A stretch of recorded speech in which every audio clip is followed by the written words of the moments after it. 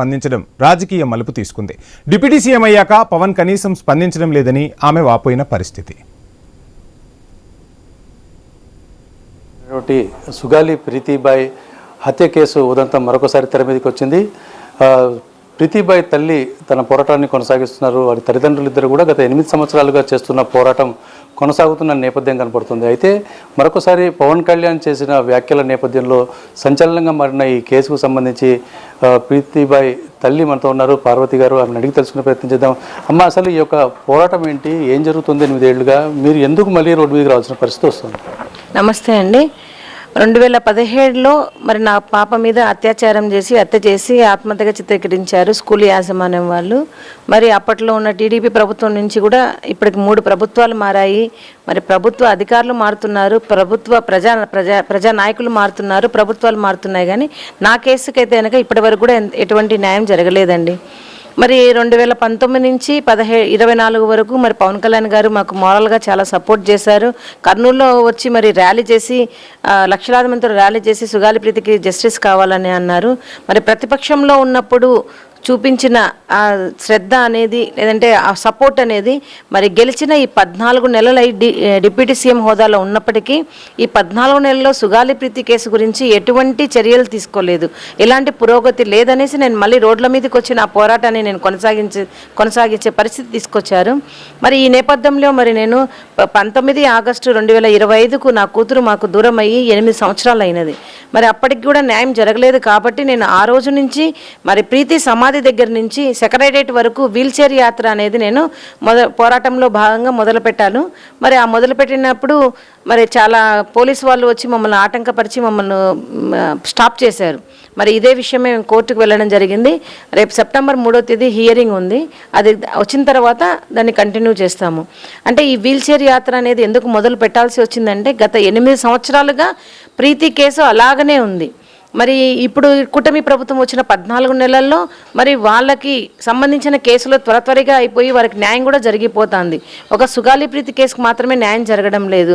మరి లోకేష్ బాబు గారు రెడ్ బుక్లో వాళ్ళ ఇంటికి సంబంధించిన వాళ్ళకి ఎవరికైతే ఏమేమన్నారో వాళ్ళందరినీ రెడ్ బుక్లో రాసుకొని వాళ్ళకి న్యాయం చేస్తున్నారు.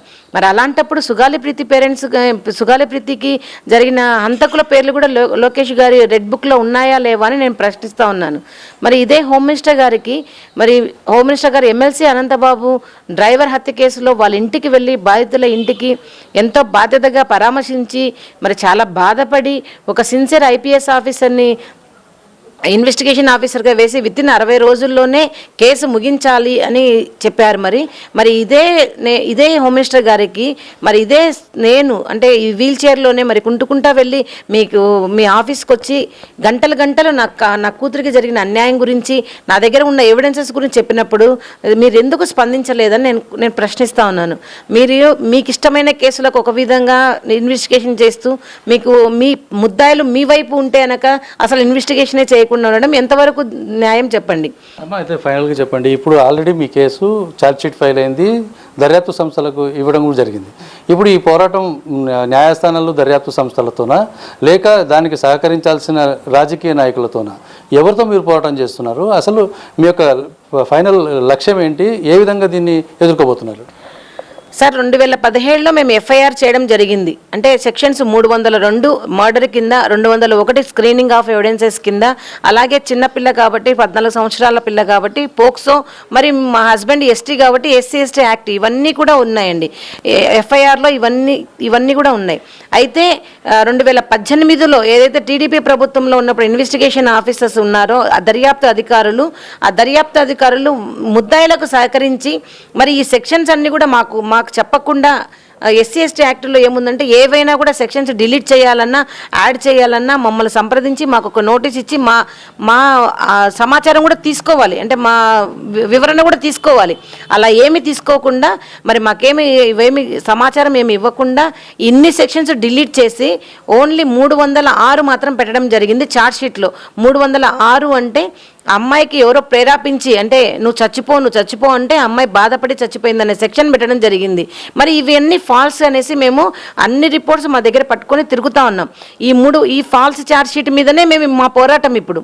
ఈ ఫాల్స్ ఛార్జ్ షీట్ కంటే ముందు పోస్ట్ మార్టం రిపోర్ట్ ఉంది, ఈ ఛార్జ్ షీట్ కంటే ముందు హిస్టోపెథాలజీ రిపోర్ట్ ఉంది, సైటాలజీ రిపోర్ట్ ఉంది, సిడిఎఫ్డి రిపోర్ట్ ఉంది, 5 మెన్ కమిటీ 3 మెన్ కమిటీ, ఇవన్నీ కూడా అమ్మాయి మీద రేప్ జరిగి మర్డర్ జరిగిందనే నిరూపిస్తున్నాయి. కానీ అప్పుడు ప్రభుత్వంలో ఉన్న 2017లో ప్రభుత్వంలో ఉన్న దర్యాప్తు అధికారులు ఇవన్నీ పక్కన పెట్టేసి ఆ అమ్మాయి ఎవరో తిడితే చనిపోయింది స్కూల్ వాళ్ళు అని చెప్పి ఆ సెక్షన్స్ అన్ని డిలీట్ చేయడం జరిగింది. దానికోసమే ఈ పోరాటం. మా దగ్గర ఇన్ని ఎవిడెన్సెస్ ఉంటే కూడా మీరెందుకు ఇంత నిర్లక్ష్యంగా వ్యవహరిస్తున్నారని చెప్పడానికే ఈ పోరాటము. ఇది మొత్తంగా ఏదైతే ఛార్జ్ షీట్ దాఖలైందో అప్పుడు పనిచేసినటువంటి అధికారుల తీరు వల్లే ఈ మొత్తం కేసు పెండింగ్ పడిన పరిస్థితి ఏర్పడుతుంది. ప్రభుత్వంలోకి వచ్చిన పవన్ కళ్యాణ్ ఆ పని చేయకుండా తమ మీద నిందలు విమర్శలు చేయడం అన్నది ఆక్షేపణీయంగా ఉందని చెప్పి సుగాలి ప్రీతిబాయి తల్లి పార్వతి చెప్తున్న పరిస్థితి. వీడియో జర్నలిస్ట్ రామ్తో కలిసి ధరణి కిషోర్, ఐ న్యూస్, కర్నూలు నుంచి. ఇక వెంటనే డిప్యూటీ సీఎం పవన్ కళ్యాణ్ కూడా రెస్పాండ్ అయ్యారు. జనసేన నేతలు కూడా స్పందించారు. సాయం చేసిన వారి కృతజ్ఞతను మర్చిపోయారని ఎద్దేవా చేశారు. పవన్ ప్రీతి ఇష్యూను లేవనెత్తకపోయి ఉంటే బయటి ప్రపంచానికి కూడా తెలియకపోతుండేదని జనసేన వాదనగా వినిపించింది. 2017 ఆగస్టు 18 జరిగిన సుగాలి ప్రీతి హత్య కేసు వ్యవహారం 2019 డిసెంబర్లో మొదటిసారి పవన్ కళ్యాణ్ దృష్టికి వచ్చింది. ఆ తర్వాత ప్రీతి తల్లి పవన్ను కలిసి తమకు జరిగిన అన్యాయాన్ని వివరించింది. ప్రీతి కుటుంబానికి న్యాయం జరిగే వరకు పోరాటం చేస్తానని హామీ ఇచ్చారు పవన్ కళ్యాణ్.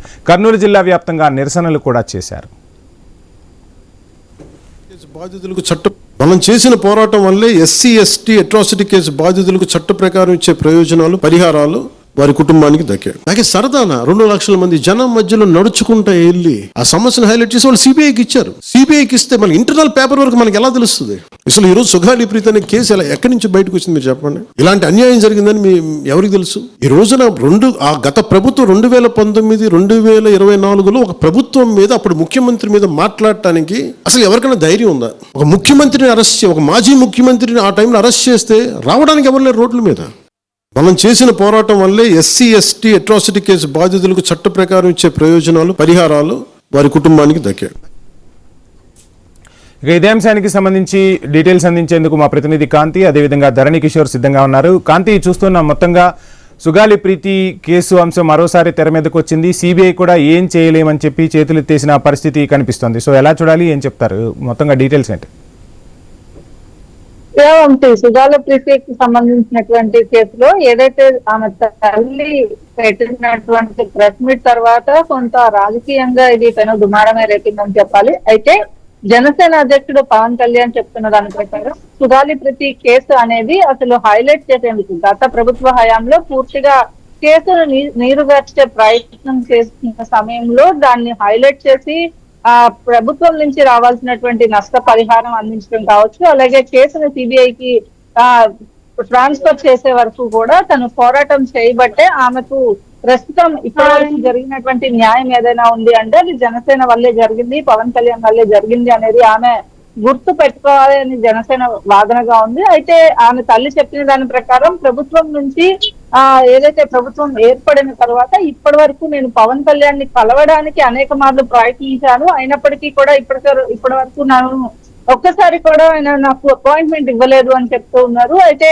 అటు జనసేన నుంచి ఆల్రెడీ జనసేన నాయకుడు పవన్ కళ్యాణ్ ఆమెతో కూటమి ప్రభుత్వం ఏర్పడిన తర్వాత కాల్ చేసి మాట్లాడడం జరిగింది. ఇవన్నీ కూడా ఆమె ఎందుకు డైవర్ట్ చేయడానికి ప్రయత్నిస్తున్నారు? వైసీపీ హయాంలో, గత ప్రభుత్వ హయాంలో ఇప్పుడు మాట్లాడుతున్నటువంటి వైసీపీ నాయకులంతా అప్పుడు ఆ కేసును అసలు ఎందుకు పట్టించుకోలేదు? పవన్ కళ్యాణ్ దాన్ని బయటకు తీసుకొచ్చి పోరాటం చేసే వరకు కూడా వైసీపీ ఆ ప్రభుత్వంలో ఉన్నప్పుడు ఎందుకు పట్టించుకోకుండా ఇప్పుడు దాన్ని కావాలని ఆమెను సుగాలి ప్రీతి తల్లిని కూడా డైవర్ట్ ఉన్నారు అనేది అటు జనసేన వాదన కనిపిస్తోంది. ఇక ఆమెకు న్యాయం జరిగే వరకు ఏదైతే జరిగినటువంటి అన్యాయం పైన పోరాటం చేయడం వల్లే ప్రభుత్వం నుంచి రావాల్సినటువంటి పరిహారాలు కావచ్చు, అలాగే ఇప్పుడు కూటమి ప్రభుత్వం వచ్చిన తర్వాత కోర్టులో కేసుకి సంబంధించినటువంటి ఉన్నది కాబట్టి దీనిపైన ముందుకు వెళ్తామని కూడా అటు జనసేన వర్గాలు చెప్తూ ఉన్నాయి. రైట్, థ్యాంక్ యూ కాంతి. ధరణి కిషోర్, మొత్తంగా చూస్తున్నాం ఒక బాధితురాలికి న్యాయం జరగాల్సిన అవసరం ఉంది. డిప్యూటీ సీఎం పవన్ కళ్యాణ్ తను బాసటగా నిలిచిన పరిస్థితి, కానీ ఈరోజు ఎవరు పట్టించుకోవట్లేదు అంటూ ప్రీతి తల్లి మాట్లాడిన విజువల్స్ కూడా చూసాం. మీరు డైరెక్ట్గా వారితో ఇంటరాక్ట్ అయిన పరిస్థితి. సో ప్రస్తుతం వారు డిమాండ్ ఏంటి, ఆ తల్లిదండ్రులు ఏం కోరుకుంటున్నారు, డీటెయిల్స్ చెప్పండి. వంశీ, ప్రీతిబాయ్ యొక్క తల్లి పార్వతి కోరుతున్న న్యాయం ఒక్కటే. ఏదైతే 2008 సంవత్సరాల క్రితం జరిగినటువంటి దారుణమైన ఘటన నేపథ్యంలో అప్పుడు ఎవరైతే విచారణ చేపట్టిన పోలీస్ అధికారులు ఎవరైతే ఉన్నారో సాక్ష్యాలను తారుమారు చేసే విధంగా వారు వ్యవహరించారు. దాని మీద పూర్తిగా అనుమానాలు ఉన్నాయని కోర్టును కూడా ఆశ్రయించాము. అయితే అప్పుడు ఏదైతే ఈ యొక్క ఘటన మీద తన బాధ్యతగా మాకు బాధ్యతగా నిలిచిన పవన్ కళ్యాణ్ ఈ రోజు అధికారంలో ఉన్నాడు. ఉప ముఖ్యమంత్రి స్థాయిలో అత్యున్నత శక్తివంతమైన స్థాయిలో ఉన్న నేపథ్యంలో ఆయన ఈ గడిచిన 13 నెలలుగా కూడా ఎటువంటి సహకారం అందించట్లేదు. ఏదైతే సిబిఐకి ఇచ్చారు ఆ ఫైల్ ను తీసుకెళ్లి సిబిఐ లాకర్ లో ఉంది అంటూ ఆయన చేసిన వ్యాఖ్యలే దుమారం లేపాయి. అయితే ఇప్పుడు అక్కడ సిబిఐ లో ఫైలు పెండింగ్ ఉందని చెప్తున్న ఉప ముఖ్యమంత్రి దాన్ని కదిలించే ప్రయత్నం ఎందుకు చేయట్లేదు, తమ గిరిజన బిడ్డకు ఎందుకు న్యాయం చేయట్లేదు అన్నది పార్వతి సూటిగా ప్రశ్నిస్తున్న ప్రశ్న. ఏదైతే మొత్తంగా విచారణ జరిగిన విధానమే తప్పు లోపభూయిష్టంగా ఉంది అని తాను స్పష్టంగా ఆధారాలతో సహా చెబుతూ ఉంటే ఆ విషయాన్ని దాచిపెట్టి అన్ని రావాల్సినటువంటి ప్రభుత్వం తరఫున రావాల్సినటువంటి అన్ని రకాల లబ్ధి చేకూరింది కాబట్టి ఇక మేము మాట్లాడొద్దు అన్న కోణంలో ఉప ముఖ్యమంత్రి మాట్లాడడం అన్నదే ఇక్కడ ప్రశ్నార్థకంగా మారుతోంది. పొలిటికల్ గా ఎవరు దీన్ని మైలేజ్ తీసుకునే ప్రయత్నం చేస్తున్నారు తప్ప బేసిక్ గా జరిగిన అన్యాయానికి సంబంధించి మాకు ఉపశమనంగా లేదా ప్రభుత్వం నుంచి రావాల్సిన హక్కుగా వస్తున్నటువంటి ఉపశమనాలు లేదా లబ్ధి చేకూరింది తప్ప అది మేము కోరుతున్న న్యాయం కాదు. మాకు కావాల్సింది దోషులను గుర్తించడం, వారిని శిక్షించడం మాత్రమే. దానికి సంబంధించి ఏ రాజకీయ పక్షాలు లేదా ప్రజా సంఘాలు దళిత సంఘాలు అన్ని కూడా మాకు సహకరించాయి. ప్రతి ఒక్కరి సహాయాన్ని కోరుతున్నాం. అలాగని చెప్పి ఇక్కడితో మీరు ఆగిపోండి అని చెప్పటం అన్నది కూడా కరెక్ట్ కాదు అన్నది పార్వతి చెప్తున్నది. మొత్తంగా కూడా స్థూలంగా సిబిఐ విచారణలో ఉన్న దాన్ని ఇప్పుడు వాళ్ళు కంపేర్ చేస్తున్నది ఒకటే. జత్వానీ కేసులో కుటుంబ ప్రభుత్వం వచ్చినప్పటి నుంచి ఎంత పెద్ద ఎత్తున స్టేక్ తీసుకొని దాన్ని చేశారో అదే విధంగా సుగాలి ప్రీతి అంశాన్ని ఎందుకు తీసుకోలేదు అన్నది వారి ప్రశ్న. రైట్, థ్యాంక్ యూ ధరణి కిషోర్. ఇక ఇదే అంశంపై మనతో మాట్లాడేందుకు సుజాత గారు, జనసేన నాయకురాలు, అదేవిధంగా రేగడి లక్ష్మణ్ గారు, వైసీపీ అధికార ప్రతినిధి మనతో పాటు జూమ్ లో సిద్ధంగా ఉన్నారు. ఇక నమస్కారం అండి సుజాత గారు, లక్ష్మణ్ గారు. సుజాత గారు, చూస్తున్నాం మొత్తంగా పవన్ కళ్యాణ్ అధికారంలో లేనప్పుడు మాకు అండగా నిలబడిన మాట వాస్తవమే. కానీ ఈరోజు స్ట్రైట్ గా ఒకే లైన్ లో మనం మాట్లాడాలి అంటే జత్వానీ కేసుపై చూపిస్తున్న శ్రద్ధ సుగాలి ప్రీతి కేసుపై ఎందుకు చూపలేకపోతున్నారు అని చెప్పి సూటిగా అడుగుతున్న ప్రశ్న ఏం చెప్తారు? సార్, ముందుగా మీకు అలాగే లక్ష్మణ్ రావు గారికి, ధర్మీ కిషోర్ గారికి, ప్యానెల్ లో ఉన్న వాళ్ళందరికీ నమస్కారం అండి. అలాగే ఐ న్యూస్ వీక్షకులందరికీ నమస్కారం. సుగాలి ప్రీతి ఇష్యూ తీసుకుంటే ఒక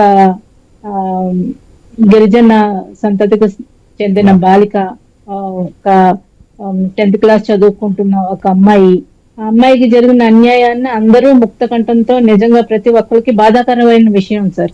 ఏ ఆడపిల్లకి జరిగిన అన్యాయం అన్యాయమే.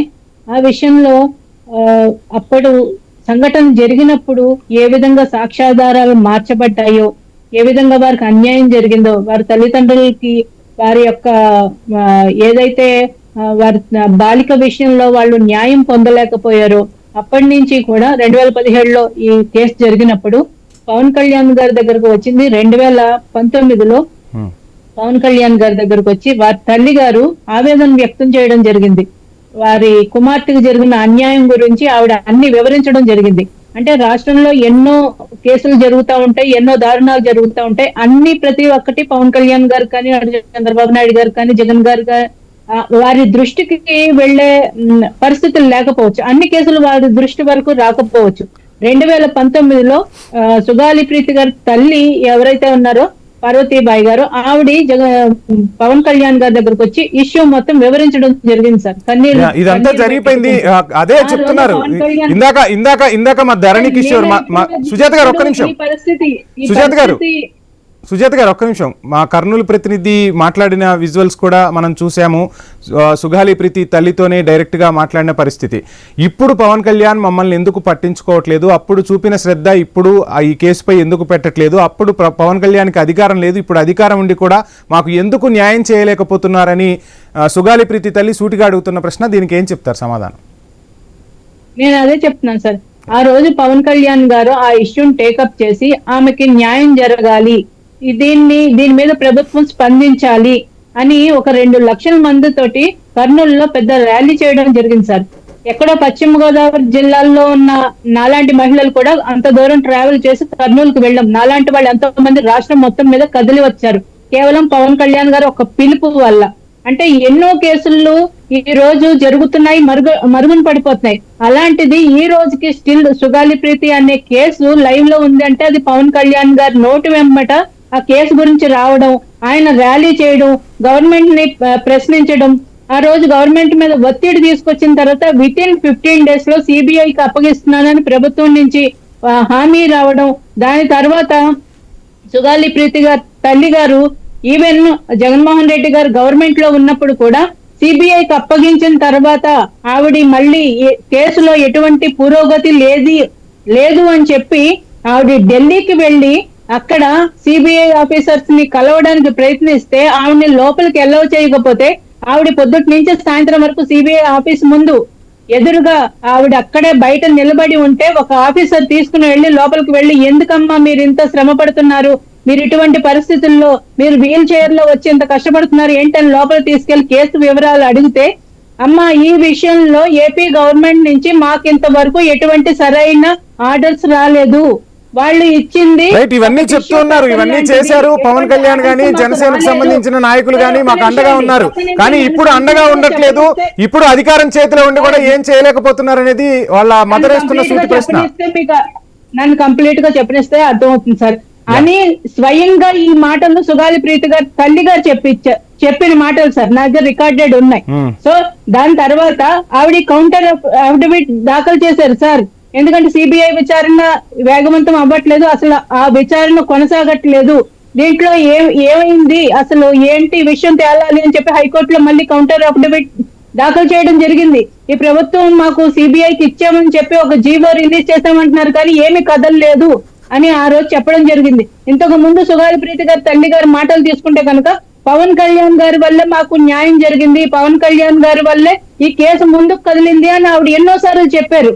ఇప్పుడు 2017లో జరిగినప్పుడు పవన్ కళ్యాణ్ గారి దగ్గరకు రాలేదు, 2019లో ఇష్యూ పవన్ కళ్యాణ్ గారి దగ్గరకు వచ్చిన దగ్గర నుంచి ఆయన ఒకటే చిత్తశుద్ధితో ఉన్నారు ఆ బాలికకు న్యాయం చేయాలని. ఇప్పుడు గవర్నమెంట్ వచ్చిన తర్వాత ఎందుకు మాట్లాడలేదు అని అడుగుతున్నారు. అలాగా పవన్ కళ్యాణ్ గారు ఆ కేసును పక్కన పెట్టేశారని ఎలా అనుకుంటారండి? ఈ ప్రభుత్వం వచ్చిన తర్వాత ఆయన అనిత గారికి దగ్గరికి కేసును పంపించడం జరిగింది.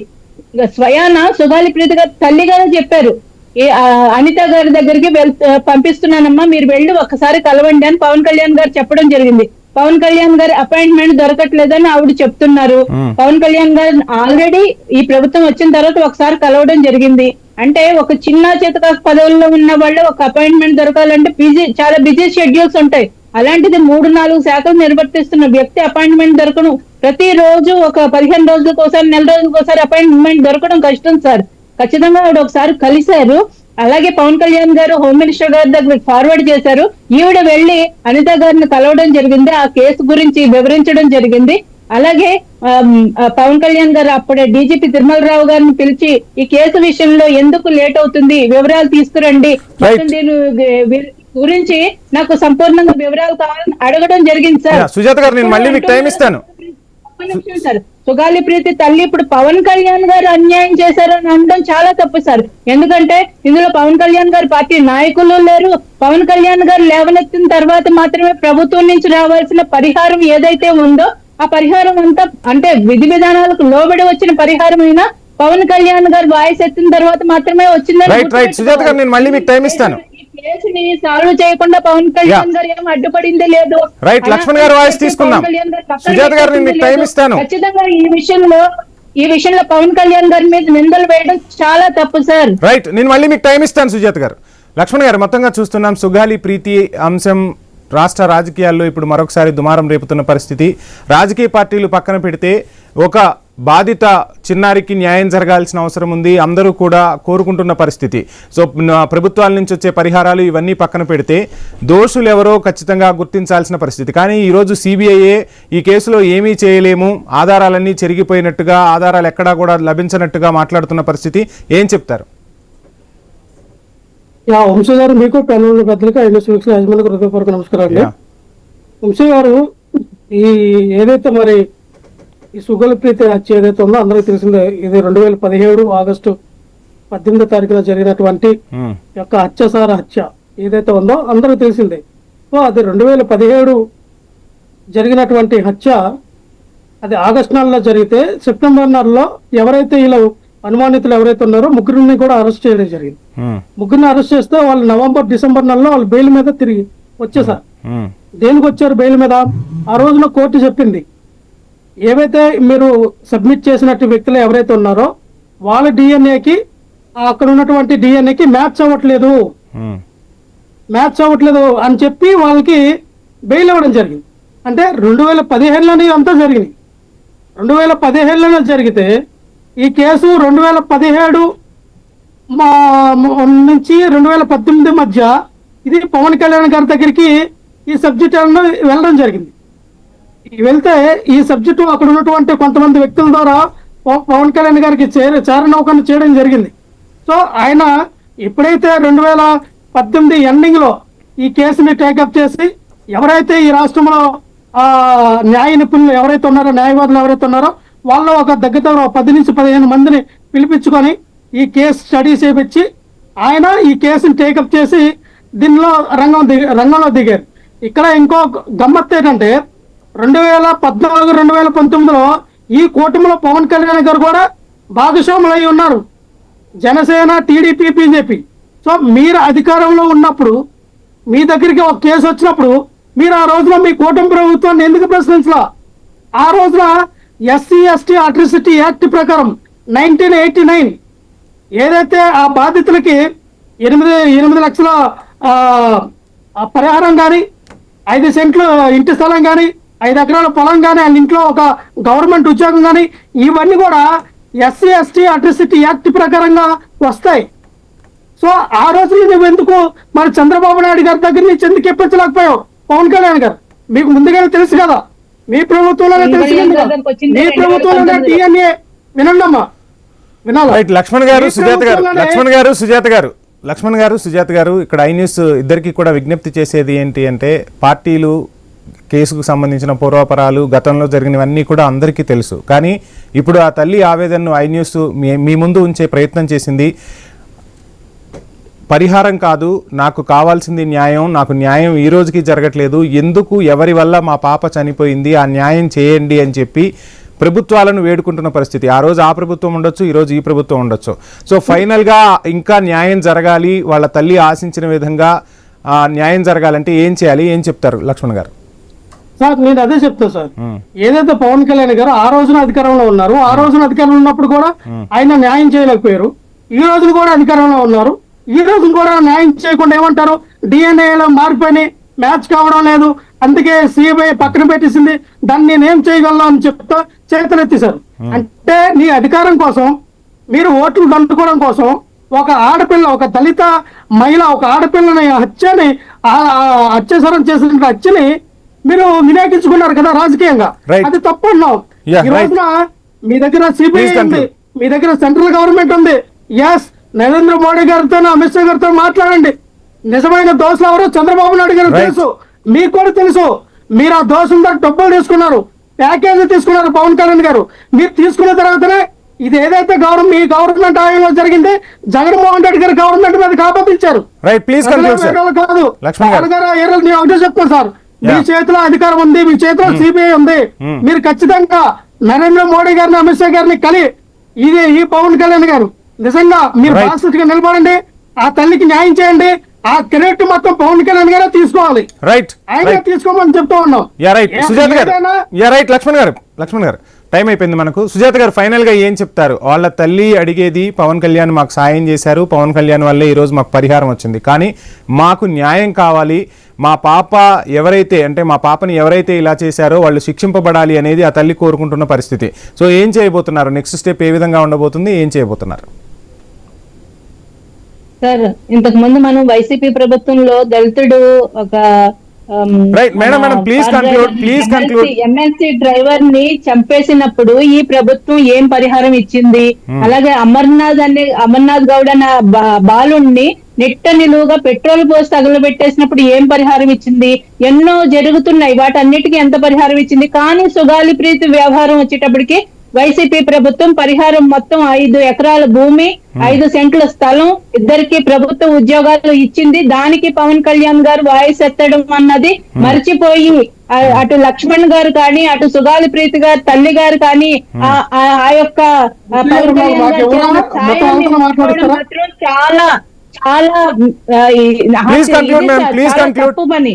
Yeah, please conclude. ఇంకొక విషయం లక్ష్మణ్ గారు ఒక మాట అన్నారు సార్, నేను కంక్లూడ్ చేస్తాను sir, please Yeah, please. yeah. ఇంకొక విషయం లక్ష్మణ్ గారు అన్నారు, బాధితుల దగ్గర పవన్ కళ్యాణ్ గారు ప్యాకేజ్ తీసుకున్నారు. చాలా నీచమైన మాటలు మాట్లాడుతున్నారు, చాలా తప్పుడు ఆరోపణలు. పవన్ కళ్యాణ్ గారు మీ బాధితులు మాటలు ఎవరైతే ఉన్నారో, పవన్ కళ్యాణ్ గారు ఎవరైతే పిల్లల్ని ఆవిడకి రేప్ మొదటి నుంచి చేశారో, సాయం చేశారు. వాళ్ళ రైట్ రైట్ రైట్ మొత్తంగా చూస్తున్నాం సుగాలి ప్రీతి వ్యవహారం ఆంధ్రప్రదేశ్ రాజకీయాలనైతే కుదిపేస్తున్న పరిస్థితి. సో ఐ న్యూస్ వేదికగా రాజకీయ పార్టీలకు ఒకే ఒక పిలుపునిస్తున్నాం, సుగాలి ప్రీతి కుటుంబానికి న్యాయం జరగాలి. ఆ దోషులు ఎవరైతే ఉన్నారో ఆ దోషులకు శిక్ష పడేలా ప్రభుత్వాలు చర్యలు తీసుకోవాలని అయితే ఐ న్యూస్ మనస్ఫూర్తిగా కోరుకుంటుంది. సో చర్చలో పాల్గొన్న సుజాత గారికి అదేవిధంగా రేగడి లక్ష్మణ్ గారికి ఐ న్యూస్ తరపున ప్రత్యేక ధన్యవాదాలు. సో ఏది ఏమైనా సుగాలి ప్రీతికి న్యాయం జరగాలని మాత్రం ఐ న్యూస్ ఆశిస్తుంది. ఆ దిశగా ప్రభుత్వాలు అడుగులు వేయాలని మనం కూడా ఆశిద్దాం.